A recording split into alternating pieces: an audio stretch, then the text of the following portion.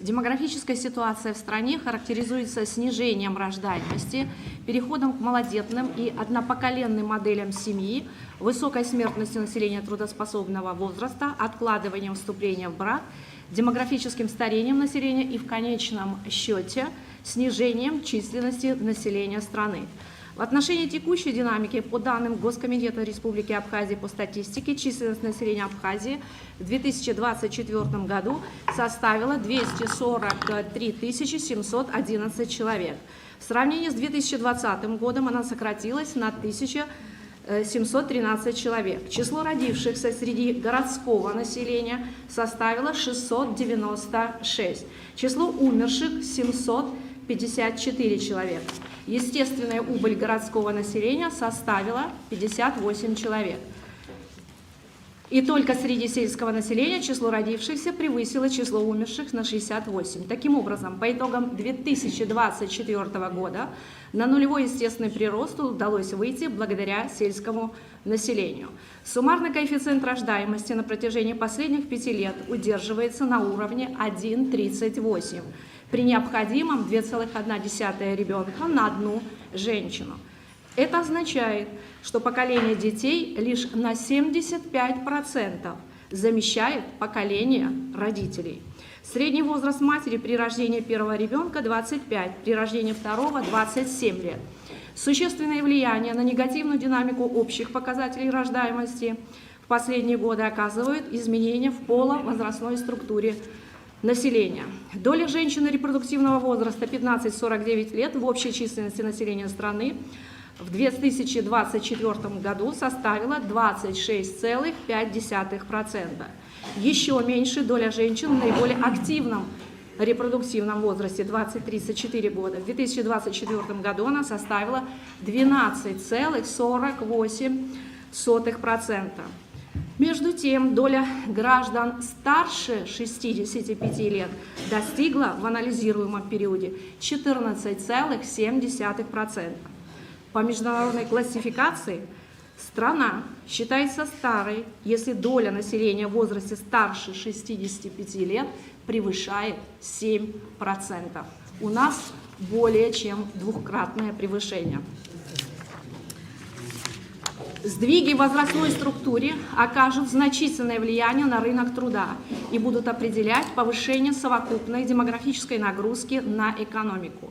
При этом ключевым вызовом для страны является не сам рост такой нагрузки, а изменение ее композиции. Более ощутимый вклад в нее пожилого населения, что предполагает соответствующую реконфигурацию социальной политики. Демографическое сжатие приводит к неминуемому снижению физической плотности населения страны и, как следствие, провоцирует на заполнение неосвоенных территорий Абхазии мигрантами из других стран, приводя к существенной трансформации этнической структуры и смене социально-культурных ценностей.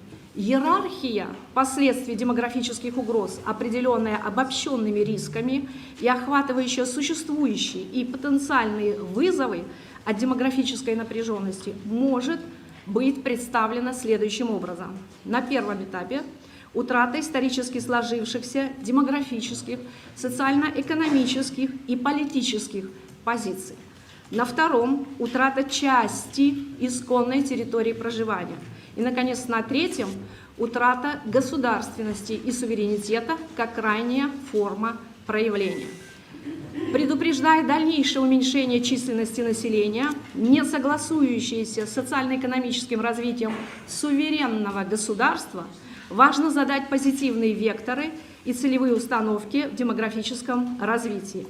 Именно поэтому обеспечение демографической стабильности современного абхазского государства приобретает сегодня приоритетный характер.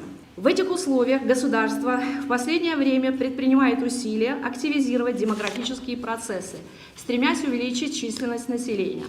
В августе 2025 года президентом было дано поручение Министерству социального обеспечения и демографической политики разработать межведомственную программу развития демографии на 2026 год. Программу «Жилище 26-28». Глава государства инициировал разработку концепции модернизации системы социальной поддержки граждан, в том числе семей с детьми. В послании президента Народному собранию парламенту сохранение народа Абхазии было провозглашено высшим приоритетом. 2026 год был объявлен главой государства годом села. Несмотря на это, в Абхазии растут потери в воспроизводстве населения. Принятых мер государственными органами власти, направленных на обеспечение демографической безопасности и защиту геополитических интересов, недостаточно. Необходимо разработать национальную систему демографического развития. Ограничение целевых установок короткими периодами снижает качество стратегических решений, поскольку демографические процессы обладают выраженной инерционностью и эффектом накопительных последствий. Включение долгосрочного горизонта в демографическую траекторию является необходимым элементом устойчивой демографической стратегии. Защита демографического суверенитета требует институционального обеспечения, включающего разработку национальной программы демографического развития, нормативно-правовое поле и систему организаций, интегрированных в качестве субъекта демографической политики. Центральную роль в данной институциональной структуре занимает субъект демографической политики, без функционирования которого реализация демографического суверенитета не может быть эффективной. Анализ международного опыта обеспечения демографического суверенитета показывает, что его защита основана на развитой институционально-правовой структуре. Так, в Германии вопросы демографии и защиты семьи возложены на Федеральное министерство по делам семей, пожилых людей, женщин и молодежи. В Бельгии на Министерство демографии и общественного здоровья. В Ирландии на Департамент по делам семьи и социальной защите. Во Франции полномочия по защите демографического суверенитета делегированы разным субъектам. Министерству по особым поручениям по вопросам семьи, Высшему совету по вопросам народонаселения и семьи, Департаменту по вопросам населения и миграции. Демографический рост Абхазии возможен только при реальном увеличении социальных инвестиций. Решение демографической проблемы в Абхазии требует разработки национальной программы демографического развития на период до 2036 года и созданием государственных органов власти, ответственных за ее реализацию. Расходы по реализации национальной программы демографического развития должны составлять не менее 1–2% ВВП с четким распределением средств по статьям расходов, выделением критериев и индикаторов по эффективному расходованию средств.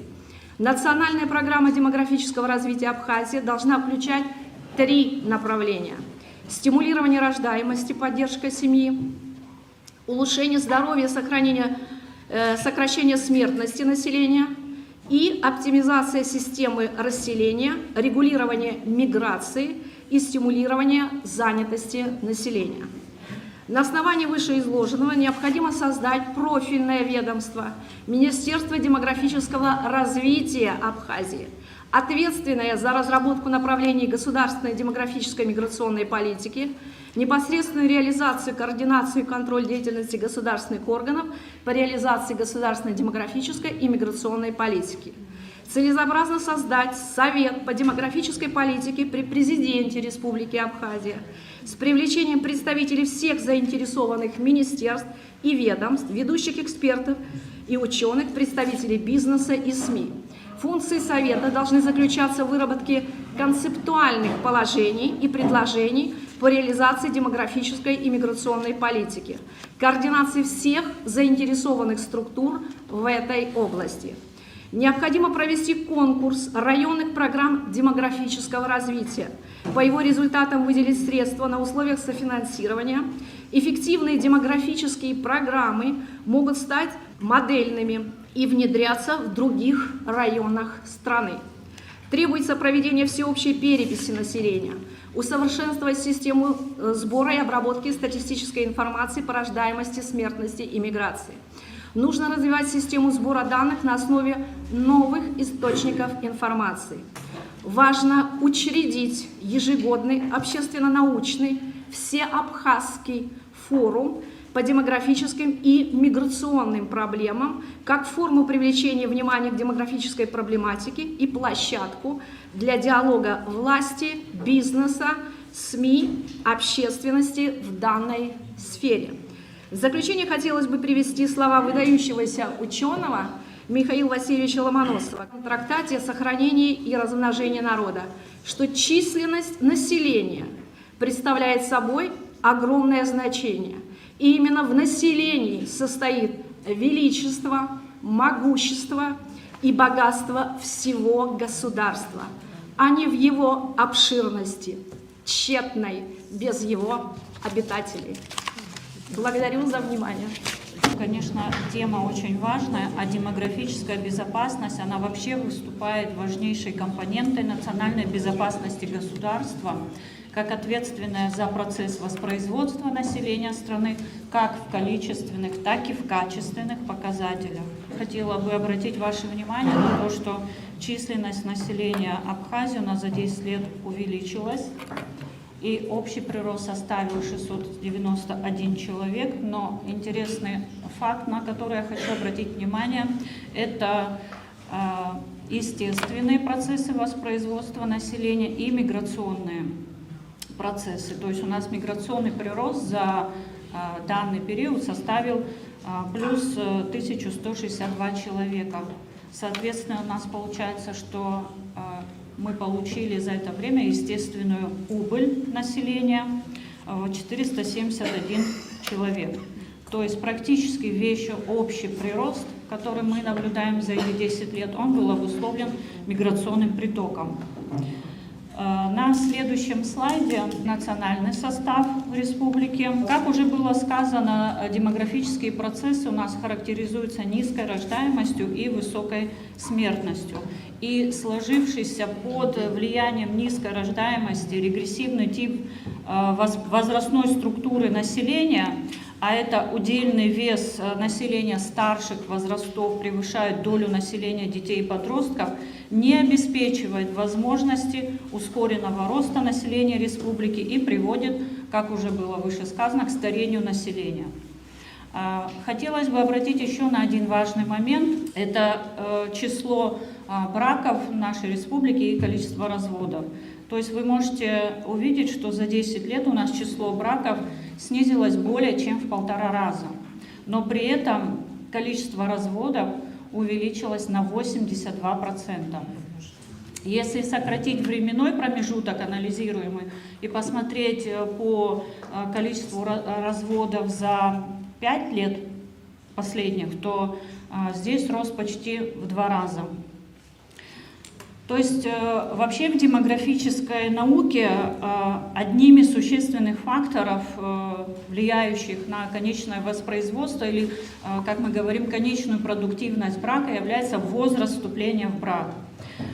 И, к сожалению, у нас в обществе появилось убеждение, что женщина должна получить образование, сначала построить карьеру, обеспечить себе материальную какую-то основу жизни и затем только приступить к рождению детей. Однако мы должны понимать, что репродуктивный возраст женщины, хотя он и составляет у нас от 15 до 49 лет включительно, по исследованиям, согласно медицинским исследованиям, фертильность женщины, плодовитость, она в возрастной группе 35-40 лет в 2 раза ниже, чем в группе 19-26 лет. Другим важным показателем демографической ситуации, конечно, является детность семьи. В соответствии с проведенным анализом мы видим, что в Абхазии у нас преобладание малодетных семей – это 1-2 ребенка, что не обеспечивает даже простого воспроизводства. Есть такое выражение, знаете, не стреляйте в пианиста. Конечно, мы при проведении любых научных исследований используем данные статистического учета. Это данные сборника «Абхазия в цифрах». Понятно, что существуют различные мнения, что данные недостоверные, цифры кривые и так далее. Да, есть один немаловажный фактор, который влияет на численность родившихся детей, то есть учету не подлежат дети, которые родились в России. Но в общем, если проследить тенденцию за ряд десятилетий, то мы понимаем, что у нас реально снижение рождаемости. И при этом нужно обратить внимание на показатели смертности. Как и в показателях рождаемости у нас цифры кривоватые, будем так говорить, но и показатели смертности тоже вызывают различного рода сомнения. Потому что если факт смерти не несет за собой наступление каких-то юридических последствий, то многие не обращаются в органы ЗАГСа и не фиксируют произошедшее событие, то есть смерть человека. То есть если есть возможность наладить такой учет, есть различные предложения отечественных ученых. Я надеюсь, что эту ситуацию с этими цифрами мы в дальнейшем будущем как-либо выправим.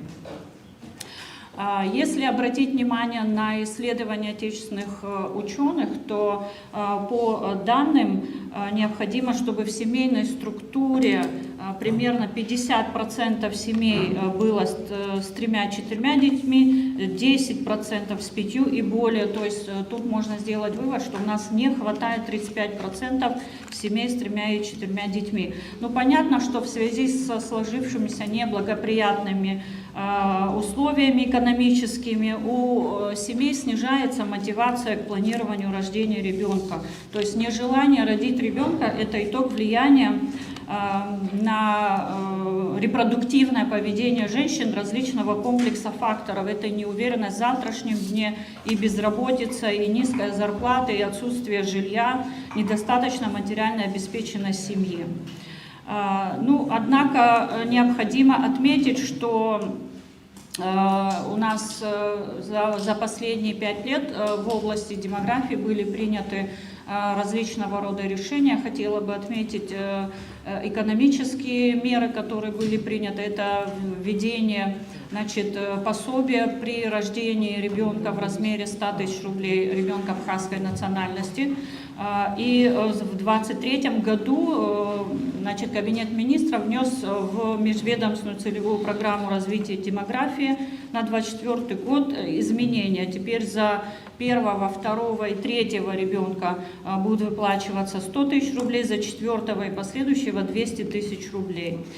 Также хотелось бы отметить работу Фонда социального страхования. За несколько лет пособия с 3 000 рублей по уходу за ребенком были увеличены до 7 000 рублей, а единовременные выплаты составили уже 27 000 рублей. Понятно, что на демографическую ситуацию и развитие нашей республики в наше время значительное влияние оказывает та демографическая волна, которая возникла во второй половине 90-х годов и как следствие потерь 92-93 годов. Но и одной серьезной демографической проблемой, на которую хотелось бы обратить внимание, это миграционный отток молодежи из села. И основу этого оттока, как мы понимаем, составляет молодежь. Молодежь от 18 до 35 лет, и этот процесс принял массовый характер и имеет, конечно, серьезные негативные последствия. Почему? Потому что именно молодежь является трудоспособной и грамотной частью населения, и на нее приходится преобладающее большинство рождений детей. Понятно, что стремление жить в городах имеет большое и глубокое социально-экономическое обоснование. Это и уровень занятости населения в городах, и жилищные условия. То есть город молодежи сегодня предоставляет более широкие возможности в плане социально-экономической реализации. Но хотелось бы отметить, что для возвращения адаптации молодежи в село необходимы меры государственной политики в сфере повышения занятости населения, стимулирования развития малого бизнеса в селах, развития инженерной, социальной, транспортной инфраструктуры села, стимулирование сбыта сельхозпродукции, обеспечение доступности и повышения качества образования, улучшение культурного, медицинского обслуживания сельского населения, а также формирование в обществе позитивного отношения к сельскому образу жизни. На следующем слайде, не буду отнимать много внимания, представлены те меры, которые, на наш взгляд, могли бы привести к решению проблем воспроизводства демографического потенциала республики. Конечно, мне хотелось бы созвучно уже с Ингой Шутиевной Ардзенбо, которая до меня выступала, это принятие концепции демографической политики. Точечные проекты, которые принимаются на 1 год, они не то что неэффективны, они не способны дать результата. Результат демографии – это всегда отложенный результат, который мы увидим через 10 и 20 лет повышения численности населения. Ну и в заключение хотелось бы отметить, что сложившаяся демографическая ситуация в Абхазии свидетельствует о наличии серьезных угроз, и их ликвидация является одним из важных условий обеспечения национальной безопасности страны. Позвольте мне представить вам реальную картину происходящего и предложить мне конкретные решения на наш взгляд. Хочу заранее говориться, что все данные доклада взяты из открытых источников, это публикации в прессе, данные государственных учреждений и статистики. Могу ошибиться, Кама Алексеевна, наверное, дополнит, если какие-то ошибочки будут. На первый взгляд ситуация кажется стабильной, но она тревожна. Нас около 244 тысяч человек, эта цифра почти не меняется. Абхазы составляют чуть более половины населения. Мы с вами пережили тяжелейшую демографическую яму. В 2021 году, в пик пандемии, смертность была высокой, а в 2022 убыль населения была почти двукратной. Только в 2024 году мы вышли в плюс, но этот плюс минимален, родилось всего на 10 человек больше, чем умерло. Однако, коллеги, официальная статистика рождаемости не показывает всей правды. Мы проанализировали данные школ, и они дают нам повод для сдержанного оптимизма. Давайте посмотрим на первоклассников. В сентябре 2025 года в школы Абхазии пошло около 2500 детей. Но если мы отмотаем время назад, на 6-7 лет, когда эти дети рождались, то официальная статистика наших ЗАГСов показывает всего около 1500 рождений. Возникает вопрос, откуда взялась эта разница в 900 детей? Ответ прост. Эти дети наших граждан, которые живут в Абхазии, но родились в роддоме Сочи и России. Родители выезжают туда за медицинской помощью и российскими пособиями, но живут здесь. Это значит, что реальная рождаемость в Абхазии выше официальной на 30, а то и 60%. Желание иметь детей у наших людей есть. Но нам нужно создать условия, чтобы поддержать эти семьи здесь, дома. Мы изучили опыт Российской Федерации. Материнский капитал – это хорошо, но для нашего бюджета такая программа попросту невыполнима. Тем более для семей с низким доходом в селах разовая крупная сумма менее эффективна, чем регулярная живая копейка. Поэтому мы предлагаем ввести пока в качестве эксперимента новую меру поддержки под названием «Абхазский демографический стандарт». Суть предложения такова. Семьям при рождении 3-го и последующих детей выплачивать ежемесячные пособия. Платить нужно с рождения и вплоть до поступления ребенка в 1 класс, то есть целых 7 лет. Сумма должна быть не менее прожиточного минимума, который на 2026 год составляет 20 тысяч рублей. Почему именно ежемесячные выплаты? Потому что они позволяют покупать продукты, одежду и оплачивать насущные нужды здесь и сейчас, реально снижая уровень бедности. Мы понимаем, что бюджет не безразмерен, поэтому предлагаем начать с пилотного проекта в 2 районах – Ачамжирском и Гудаутском. Почему именно они? Это крупные сельскохозяйственные районы, где поддержка села даст максимальный эффект. Давайте посчитаем. В этих 2 районах проживает примерно 1200 многодетных семей, которые подпадут под эти критерии. Если умножить эти количества на 20 тысяч рублей в месяц и на 12 месяцев, то итоговая нагрузка на бюджет составит порядка 300 миллионов рублей в год. Эта сумма вполне посильна для нашего государства.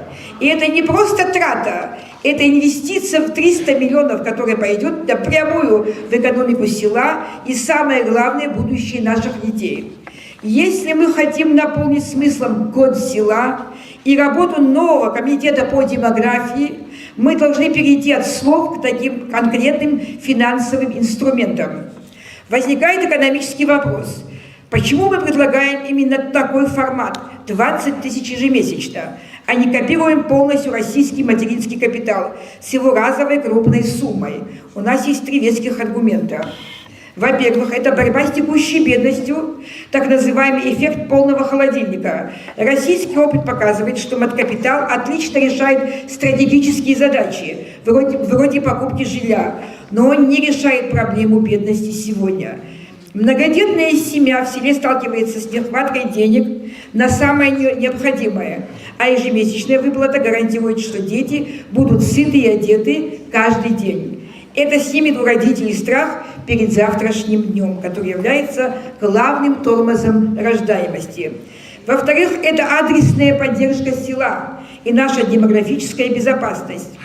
Молодые семьи уезжают из сел не потому, что не любят землю, а потому, что там трудно выжить финансово. Гарантированный доход на 3-4 ребенка станет якорем, удерживающим семью в родном селе. А село, как мы знаем, это колыбель абхазского языка, культуры и абсура. 26-й год объявлен президентом годом села. У нас есть политическое воля руководства, и у нас есть понятный инструмент. Предлагаю внести данную инициативу в резолюцию нашего круглого стола и рекомендовать Кабинету министров и парламенту рассмотреть возможность включения пилотного проекта по выплатам в Ачамчинском и Гудаутском районах в бюджет следующего года. Цена вопроса – 300 миллионов рублей, цена бездействия – пустые села и демографический тупик. Уважаемые коллеги, мы много говорим о росте населения, но есть тема, о которой говорить больно, но необходимо. Это ситуация в Галском районе, в историческом Самарзахане. Скажем прямо, у нас есть огромные сложности с интеграцией населения этого региона. И дело здесь не только и не столько в экономике. Проблема гораздо глубже, она в культуре, в сознании и в том, кем себя ощущают люди, живущие на этой земле. К сожалению, за последние 10 лет мы наблюдаем тревожную тенденцию. Молодежь уезжает из района, они смотрят на другой берег Ингура, уезжают в Грузию, и, что самое страшное, обретают там грузинскую идентичность. Это касается и тех, кто этнически считает себя мигрелами. И что особенно печально, самарзаханцев, в жилах которых течет абхазская кровь. Почему это происходит? Ситуация с гражданством, сложившаяся после 2014 года, фактически заморозила процесс интеграции.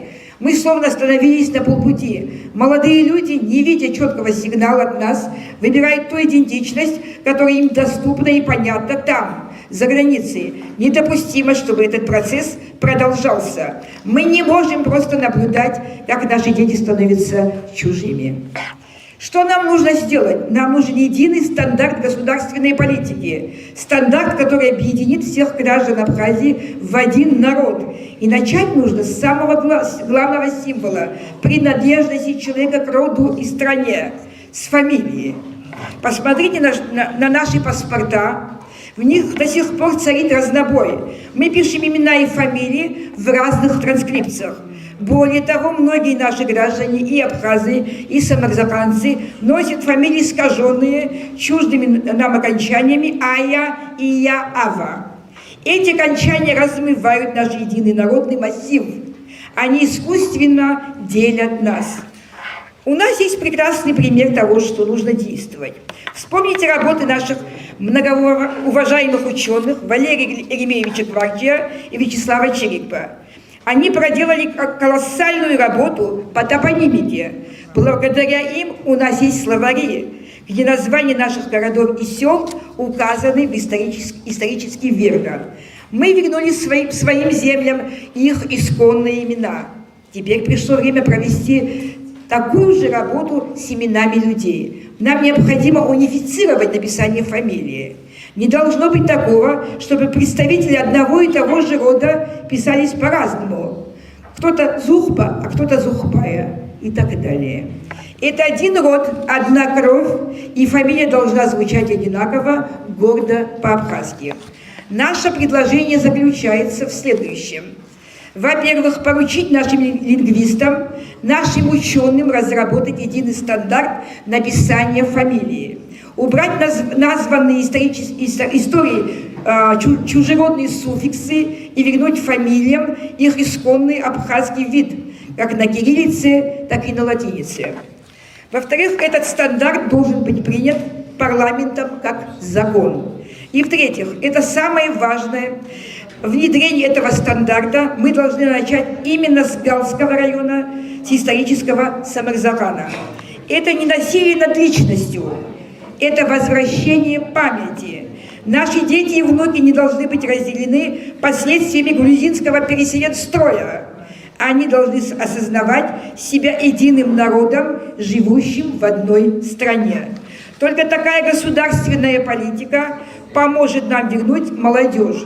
Сегодня они выбирают враждебную нам идентичность и гражданство, зачастую просто в силу абсурдных исторических процессов и нашего, к сожалению, бездействия. Мы не просто должны предложить им экономические блага, мы должны начать с того, чтобы государство гарантировало единство во всем. Если в паспорте молодого человека из Гала будет написано его родовое имя в правильной исторической форме, это станет первым шагом к тому, чтобы он почувствовал себя полноценной частью абхазского мира. Актуальные проблемы здравоохранения. Понятно, что это очень глобальная тема, и в 5 минут уложиться просто нереально. Нам обозначили озвучить самые такие животрепещущие вопросы, и постараюсь коротко их проговорить. Решение актуальных проблем требует комплексного подхода, безусловно, который включает в себя в первую очередь доработку законодательства, централизацию управления, кадровый дефицит, модернизацию инфраструктуры и диверсификацию источников финансирования.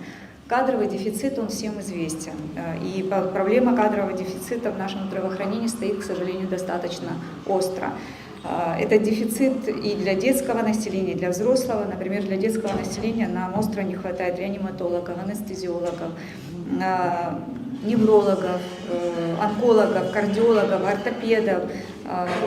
Нет вообще в стране такой специалистов по клинической фармакологии. Это очень важные специалисты. Например, когда пациенту назначают не 5-6 препаратов, а 8, 10, 15 препаратов, именно клинический фармаколог должен определить дозировку, и именно он знает, насколько основное вещество одного препарата может ингибировать основное вещество другого препарата. Потому что, к сожалению, у нас нет в стране определенных специальностей вообще, а какие-то специалисты в единичном экземпляре. Но есть пути решения этого вопроса, и уже не первый год руководство страны и непосредственно Министерство здравоохранения работает в этом направлении.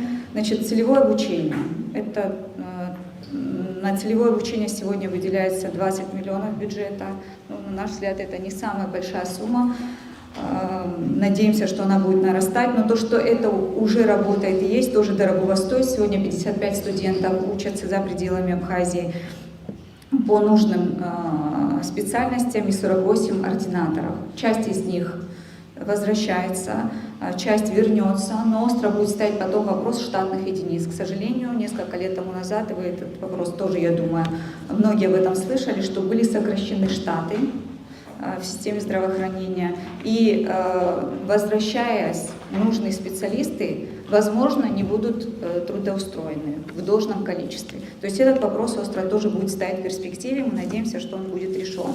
Как еще можно решить эти вопросы? Это приглашенные специалисты. Сегодня это в ряде случаев, в ряде направлений, это, наверное, единственный пока выход из-за рубежа, в частности из Российской Федерации. И важно не просто однократный приезд этих специалистов, а периодически все-таки приезд тех специалистов, которые востребованы, которые себя уже зарекомендовали. В принципе, эта практика существует. Также привлечение наших и внешних специалистов на постоянной основе в районы, более оголены районы, нежели столица страны. И для того, чтобы и наших и внешних специалистов поддержать и все-таки привлечь в районы, нужно усилить материальную мотивацию, соцпакеты, и это самое действенное. Но и мы сегодня можем говорить, что уже около года у нас работает и развивается система телемедицины, очень в подспорье. С 2025 года при поддержке Федерального центра медицины и катастроф Минздрава России на базе Республиканского центра открыт и создан такой центр, который активно работает. Много пациентов уже через этот центр прошли. Конечно, это сокращает материальные расходы, очень помогает в экстренных случаях, когда нет узких специалистов, есть возможность в режиме онлайн связаться с ведущими лучшими специалистами Российской Федерации. Это очень помогает. Таким образом, решение кадровой проблемы в Абхазии видится в комплексном подходе, который уже реализуется. Это сочетание целевой подготовки собственных кадров с опорой на международную помощь и создание привлекательных условий труда на местах. Также достаточно острый вопрос – это вопрос заработной платы медицинских сотрудников. Это тоже ни для кого не секрет.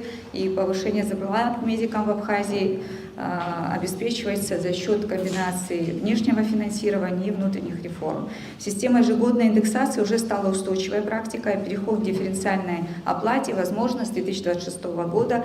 В принципе, будет поддерживать самых квалифицированных и загруженных специалистов. Дальнейшее развитие должно идти по пути совершенствования критериев стимулирующих выплат, расширения законных источников дохода медицинских учреждений и укрепления контроля за эффективностью использования бюджетных средств. Недостаток специализированного медицинского оборудования тоже достаточно остро стоит в Абхазии. В этом направлении многое уже сделано, и не сомневаемся, что будет сделано. Как известно, в прошлом году президентом Абхазии перед Минздравом была поставлена задача подготовить конкретный перечень медицинского оборудования, необходимого до укомплектования медицинских учреждений, и к середине 2026 года должна быть представлена долгосрочная государственная программа развития здравоохранения, которая должна включить в себя разделы по модернизации материально-технической базы. И при поддержке и своевременном бюджетировании многие стратегические направления, уверены, будут покрыты. На сегодняшний день, вот представьте, у нас, например, единственное лор-отделение при республиканской больнице в стране. Да, из-за того, что у нас нет эндоскопического лор-оборудования для хирургии, мы даже вынуждены для удаления аденоидов детей отправлять за пределы Абхазии. Конечно, это не дело, и мы очень надеемся, что в скором времени эти вопросы будут закрыты. Вопрос иммунизации. Из-за регламента вынуждена так переходить из одного вопроса на другой быстро. Вопрос иммунизации. Проблема иммунизации населения Абхазии носят системный характер. Ни для кого не секрет, что у нас низкий уровень вакцинации. И, в принципе, охват как детского, так и взрослого населения, к сожалению, очень выражены не только в нашей стране. Это тенденция по всему миру, антипрививочные настроения, дезинформация. И все это в целом не позволяет достичь нам стабильной эпидемиологической ситуации по вакциноуправляемым заболеваниям. В советское время эта задача была успешно решена, и мы должны вернуться к этой стабильности. Для исправления ситуации необходима системная работа по информированию населения. Здесь только система здравоохранения самостоятельно не справится. Естественно, нужны волонтеры, нужна работа СМИ, то есть это комплексная работа. Также повышение квалификации персонала для грамотной консультации родителей. Педиатры из-за их нехватки не успевают работать и с детьми, и активно и долго работать с матерями, да, объясняя им пользу вакцинации. Над чем нужно работать? Над обеспечением стабильных поставок вакцин, над контролем качества вакцин. С 2024 года у нас уже вступил в силу закон об иммунопрофилактике инфекционных болезней. Безусловно, он очень в помощь системе здравоохранения. И обеспечение программы иммунизации детей, так и взрослых позволит создать коллективный иммунитет от вакциноуправляемых заболеваний, тем самым обеспечить эпидемиологическую стабильность в стране. Надеемся, что эта задача будет не совсем в обозримом будущем, но решена. Есть один такой тонкий, но очень важный вопрос, который хотелось бы сегодня озвучить, несмотря на то, что у нас мало времени, это установление этнических норм, референсных интервалах. Мы об этом говорим не так часто, но пришло время. То есть у каждой нации есть свои этноспецифические особенности, и в этом вопросе системе здравоохранения могут быть в помощь только научные институты. В нашей стране один такой научно-исследовательский институт экспериментальной патологии и терапии, где последние 10 лет мы этим занимаемся. Основное место моей работы – это научный институт. Дружно в тандеме с Минздравом, с поддержкой Академии наук 2017 года эти исследования ведутся, исследуются жители Абхазии, выделяется здоровая когорта, делятся эти пациенты по правилам ВОЗ, да, по стандартам на возрастные категории.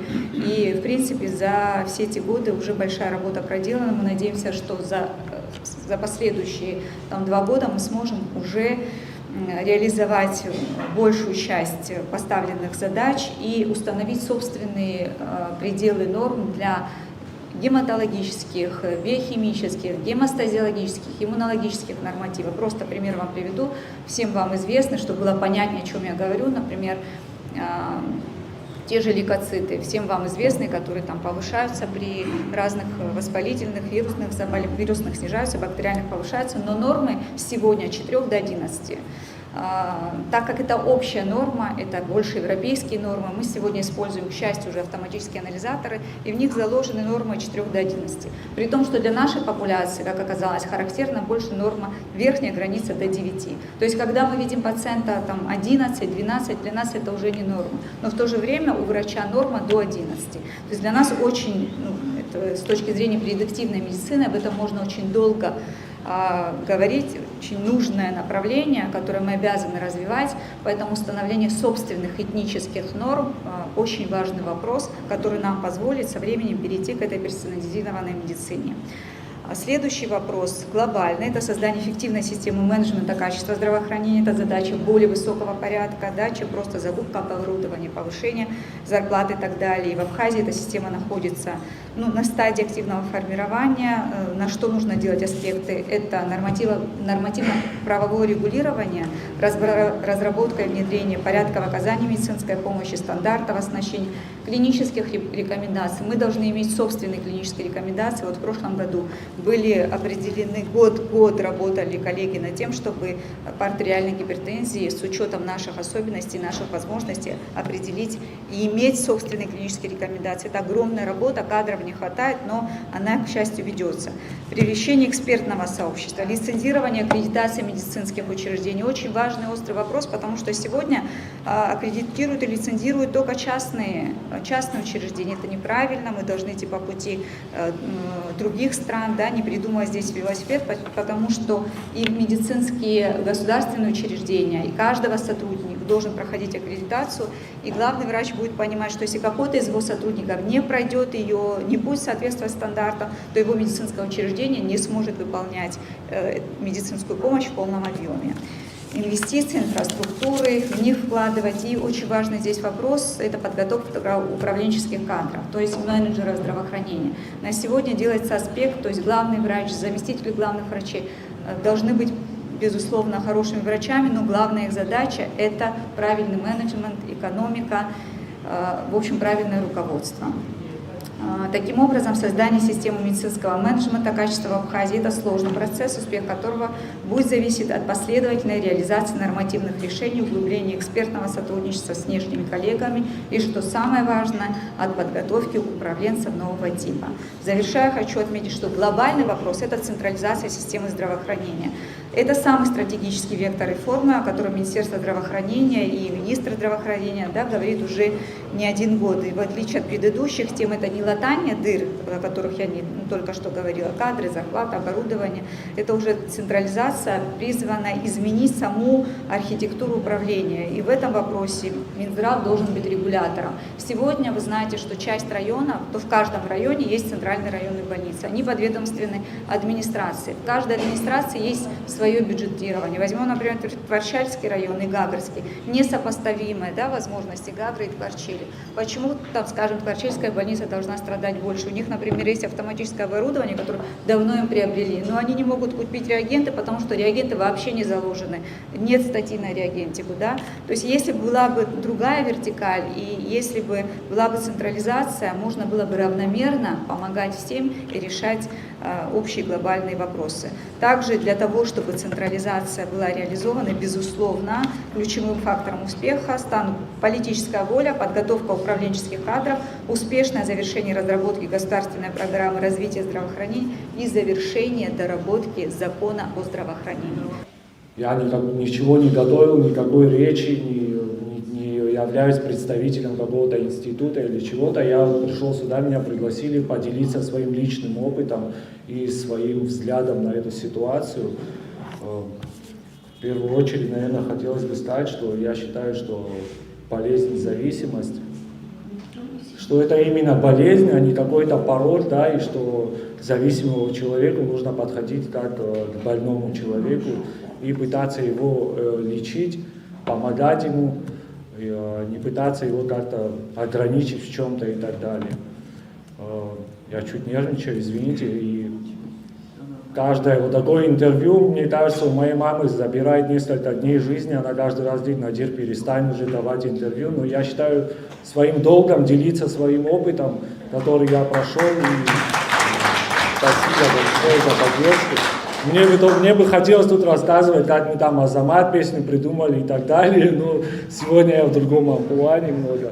И вот если продолжать тему, я считаю, что вот как предостеречь вот молодых людей, чтобы они не попали в эту зависимость, я правда не знаю, я думаю, никто не знает. Я, например, про себя могу сказать, что я из благополучной семьи, я получил хорошее образование, я учился там в Башаран колледже, я учился там в России и так далее, но это меня не уберегло как бы. И поэтому я не знаю, как с этим быть. Я могу подставить, как вот на своем опыте, как я сегодня с этим живу и как с этим справляюсь. На мой взгляд, у нас вообще для человека, который хочет там бросить, перестать употреблять, очень агрессивная среда. Поэтому, наверное, больше даже нужно внимания, чем в других странах привлекается к этой проблеме. Есть множество способов, на самом деле, там, прекратить употреблять. На самом деле это не проблема, зависимость не такая страшная вещь, это не рак какой-то, который невозможно вылечить. Но здесь нужна регулярность, здесь нужен постоянный подход и постоянная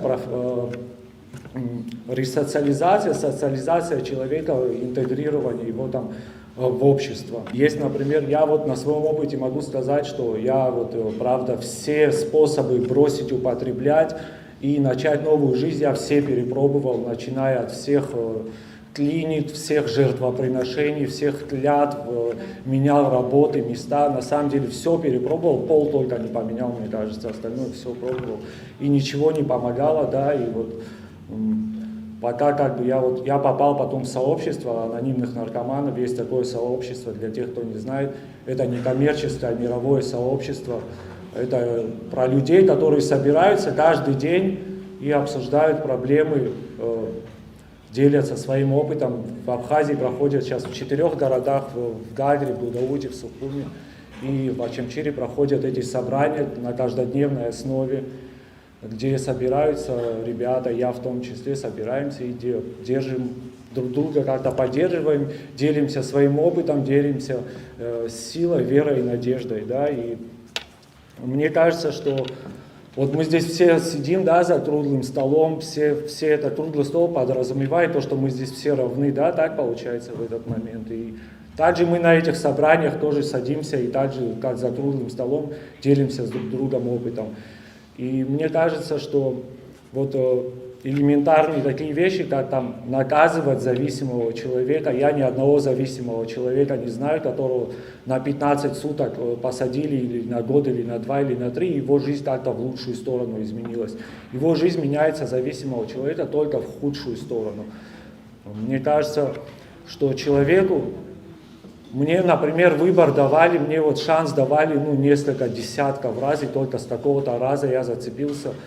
И мне кажется, каждый зависимый имеет шанс на выбор, да, в том числе, если там он какое-то правонарушение совершил, то я считаю, наш долг общества дать ему шанс, дать ему выбор исправиться, да, а не брать его там, закрывать в 4 стены, в 4 стенах и там показывать на него пальцем. Я думаю, в каждой практически семье есть такая проблема, так или иначе, да. Сколько лет ты уже независим? Я вчера было 7,5 лет.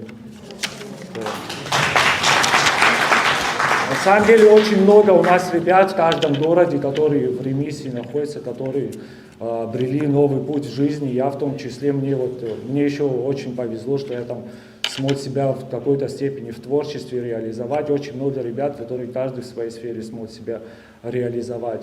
И это все вот благодаря, вот мой путь, это благодаря вот сообществу там анонимных наркоманов, благодаря моей семье, там, друзьям и так далее. То, что меня никто не отталкивал, я прихожу на это собрание, или вот любой новый человек, когда приходит на такие собрания, его встречают с распростертыми объятиями и искренне мы рады каждому человеку, который приходит на такие собрания.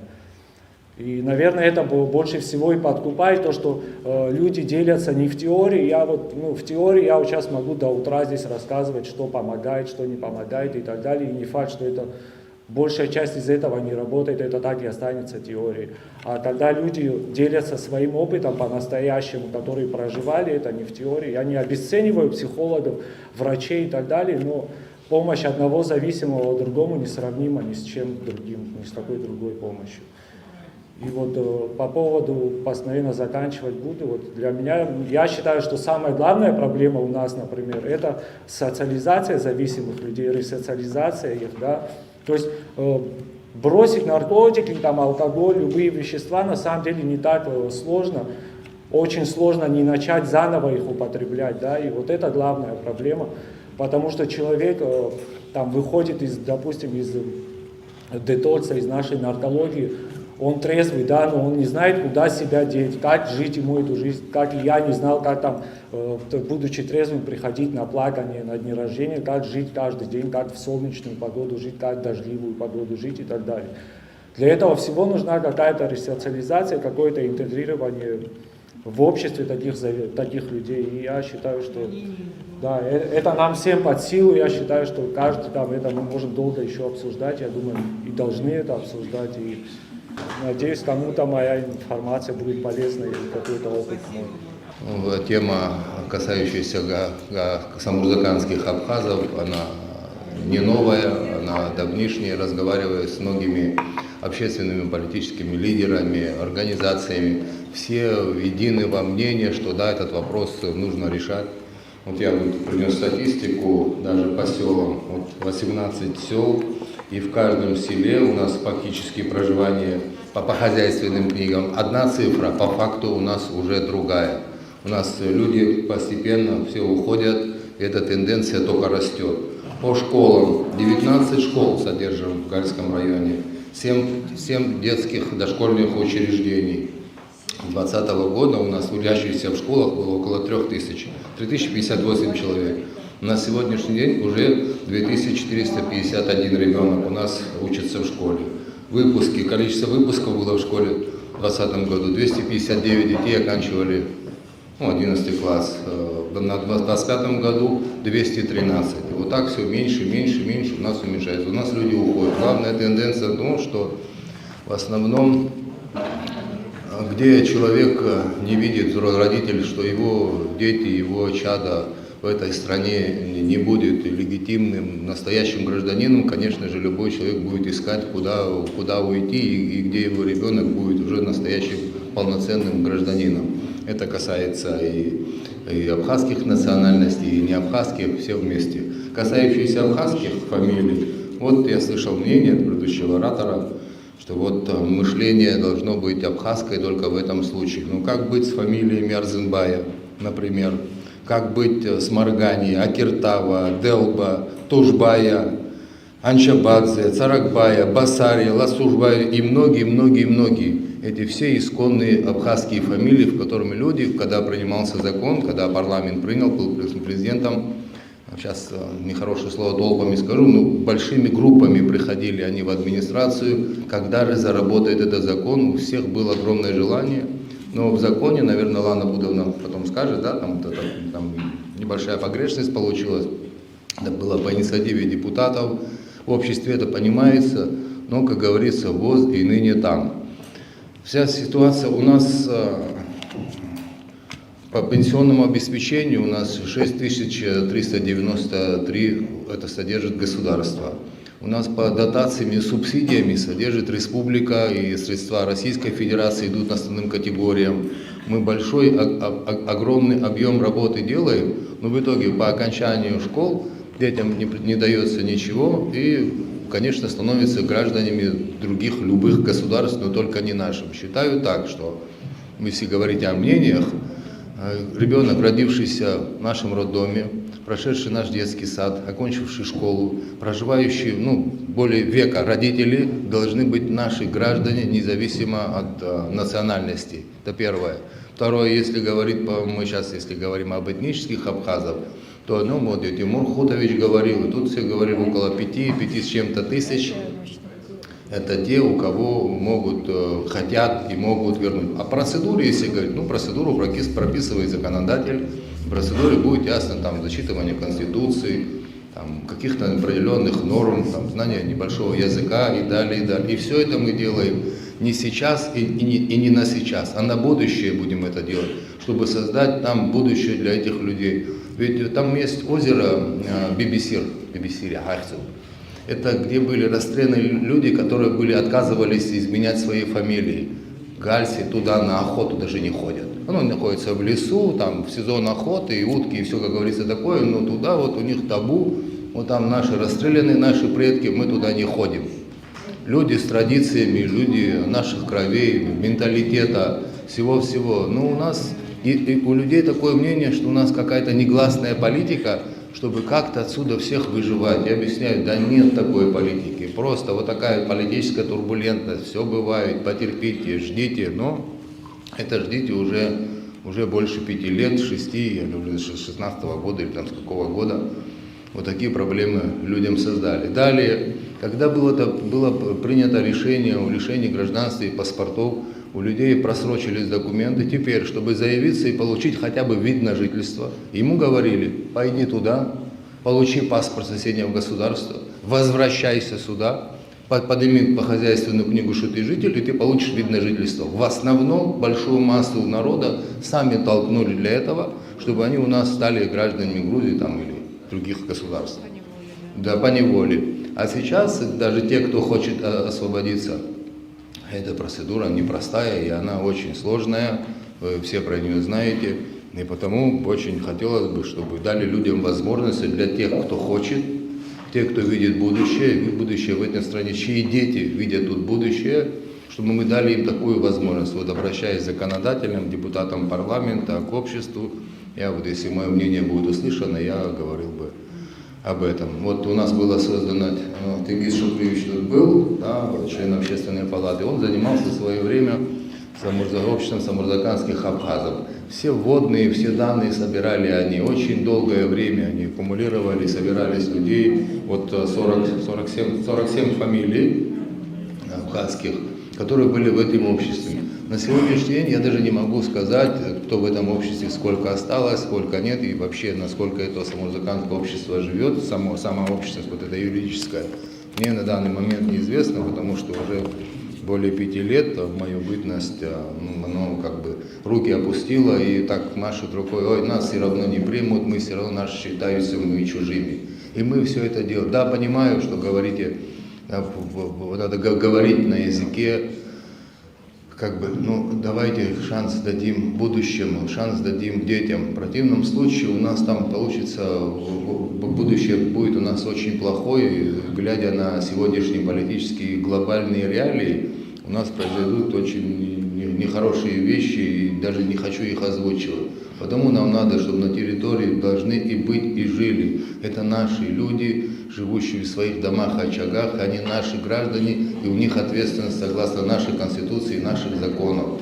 Все, у них других законов там других быть не может. Сегодняшняя ситуация, она, конечно, сложна, но то, что Общественная палата подняла этот разговор и сегодня здесь, большое спасибо. И если позволите, мое вот мнение было бы, да, было бы очень хорошо, если нас законодатель услышал бы. Сегодняшний день в Городском районе проживают у нас по виду на жительство 38 402 человека, по паспортам Республики Абхазия 1337 человек у нас на весь район. Количество у нас получилось 38, почти 39, 40 тысяч населения. По переписи 2011 года в разы цифра была больше. Сейчас она все уменьшается. Для чего это делать, для кого освобождаем районы, или какая логика. Сейчас старики, не дай бог, старшее поколение 10-15 лет, 20, уйдут из жизни, как и все мы когда-нибудь. И кто у нас останется? Дети все уедут искать жизнь, где они могут представлять само государство и быть за государство. И что мы в этом районе получим? Это исторический Абхазский район. Первая школа абхазская вообще-то была в селе Укум, если я не ошибаюсь, да, учрежденная Дмитрием Гуле. И люди это знают, фамилия Колбая, большая фамилия. Ну, сейчас не буду перечислять. Хинбая, Киут, Абухбая, с Шатипа, Булискерия фамилия, вообще-то одна из древнейших фамилий Абраскил, если я верно говорю. И представители это знают, и гордятся, и показывают